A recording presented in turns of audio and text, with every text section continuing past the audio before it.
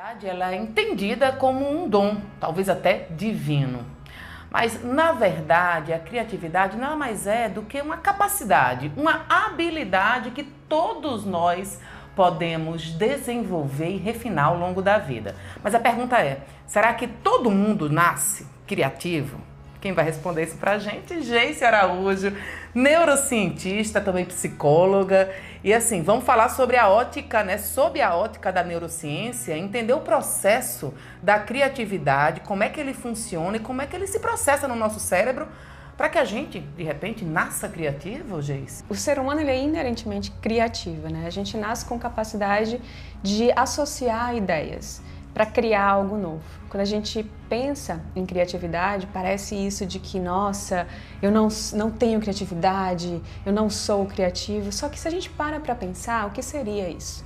Criatividade vem desse lugar de criar algo a partir das experiências que a gente tem, a partir do que a gente entra em contato ao longo da nossa história.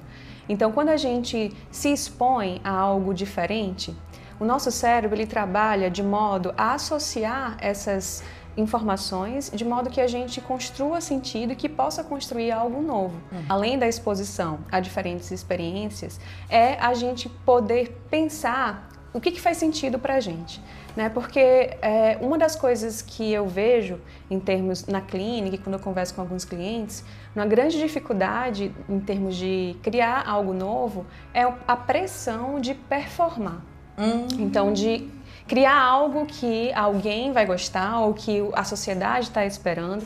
E essa pressão faz com que a gente, muitas vezes, se prive e se feche trave completamente diante de algo que poderia surgir, que é autêntico, que faz sentido para mim, que vem a partir das minhas próprias experiências de mundo. Mas uma vez você trabalhando em algo que exija de você a criatividade, essa pressão ela vai estar ali sempre ao seu redor. A pessoa vai ter que ser criativa fluindo ou não fluindo, vai ter que entregar, vai ter que dar conta do que está sendo pedido. Existem alguns recursos que a gente pode utilizar para lidar com isso. Então, mesmo diante dessa pressão, mesmo diante de tantas demandas, a gente conseguir criar algo novo a partir dessa exposição a diferentes ideias. Essencial no processo criativo é o descanso.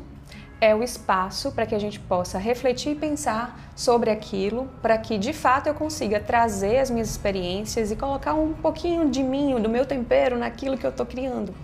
Então, esse espaço e esse descanso, a gente já sabe, em termos de ciência, tem vários estudos mostrando a importância do descanso, do se afastar um pouco daquilo que eu estou tentando criar, para ter uma melhor perspectiva e poder, de fato, conseguir visualizar outras possibilidades.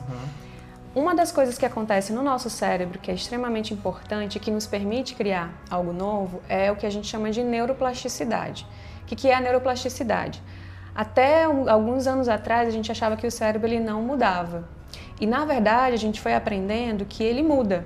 Ele é plástico, ele vai se modificando a partir das nossas experiências. Então, tudo que a gente vive, todos os dias, está impactando o nosso cérebro, de modo que ele vai se transformando e criando novas conexões neurais.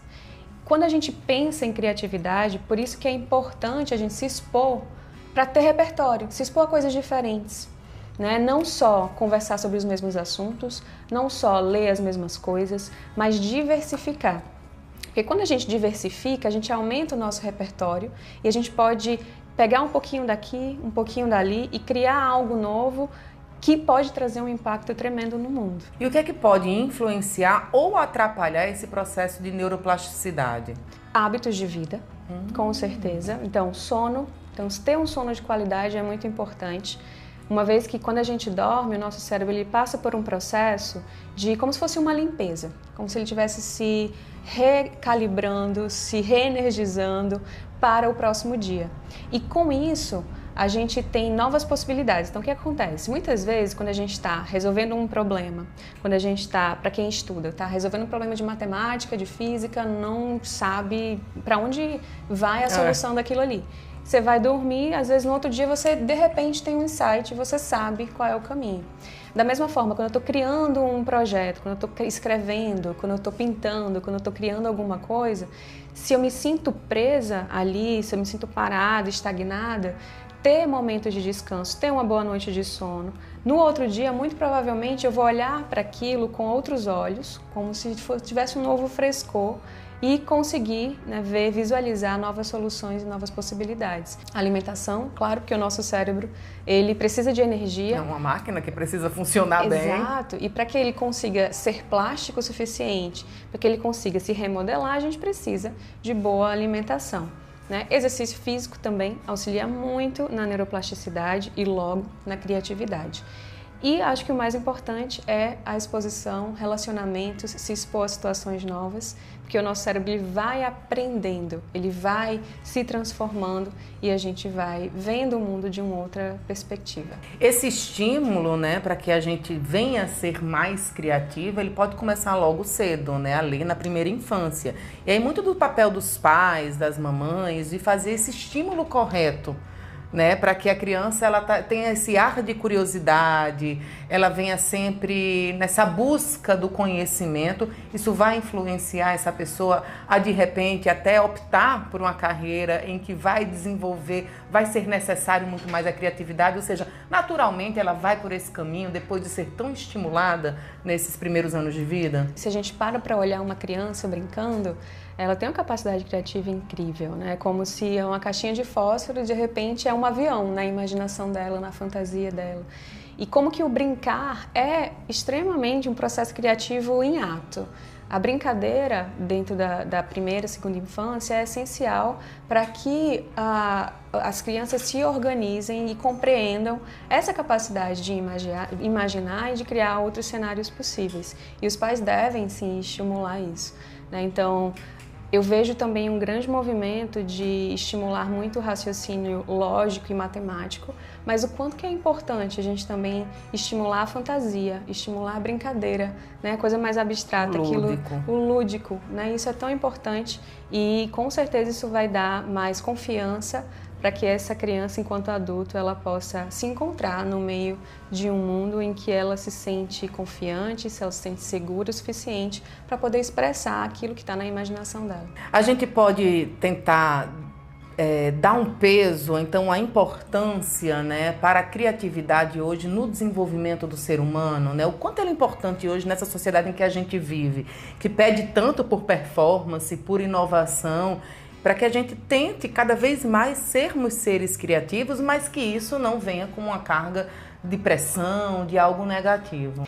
Eu acredito que a gente está passando em uma fase, enquanto seres humanos, em que a gente é super estimulado por muitas coisas e que a gente tem muito acesso à informação. Então, a nova geração, agora, com esse acesso demasiado a informações e telas, o que está acontecendo também é uma grande dificuldade de criar algo novo pelo fato de ter acesso a, por exemplo, tutoriais, a coisas prontas. Então, a capacidade de resolução de problemas e de tomada de decisão, que também é um processo criativo, está sendo diminuída devido ao imediatismo. Então, ao invés de parar para criar alguma coisa nova ou pensar sobre, se busca a resposta e se busca algo que já existe, que outra pessoa criou, né? Então, talvez a gente possa trazer um convite para a gente pensar sobre como é que a gente está utilizando as informações que a gente tem e como é que a gente está criando. Até porque a própria vida e o nosso dia é uma forma de criação. Como é que eu estou criando o meu dia? O que eu estou fazendo durante o meu dia? Porque a capacidade de tomada de decisão, de fazer escolhas, de pensar em resolver problemas, isso vem, né, desse processo criativo também e é muito influenciado pela forma como a gente está vivendo no mundo. E se eu tenho mais tempo de descanso, se eu tenho espaço para pensar sobre aquilo, e se eu me permito, me sinto seguro o suficiente para fazer escolhas, eu realmente vou construir uma vida mais autêntica. Se não, a gente está sempre fazendo escolhas a partir do que está dado, do que o outro está querendo, do que a sociedade está querendo. E aí a nossa vida acaba sendo muitas vezes acontecendo com muita ausência de propósito e de criatividade. E a meditação, ela também vai ajudar nesse processo criativo, uma vez que você tem isso como hábito? Completamente. Exatamente pelo fato de áreas do nosso cérebro que estão relacionadas à tomada de decisão, à resolução de problemas, a também criatividade e ao afeto, elas são modificadas a partir da prática de mindfulness, a partir da prática de meditação. E isso me faz lembrar sobre os retiros, né? A gente estava falando um pouco sobre retiros criativos, né? Da gente se retirar um pouco da sociedade, os escritores, artistas, para poder criar algo novo. Quando a gente se retira da nossa rotina, é como se a gente estivesse tirando tudo aquilo que está nos dispersando demais. E a gente se coloca em uma rotina que nos faz entrar em contato com espaço, com tempo, com descanso e com estímulos, pessoas, ambiente que podem facilitar meu processo criativo.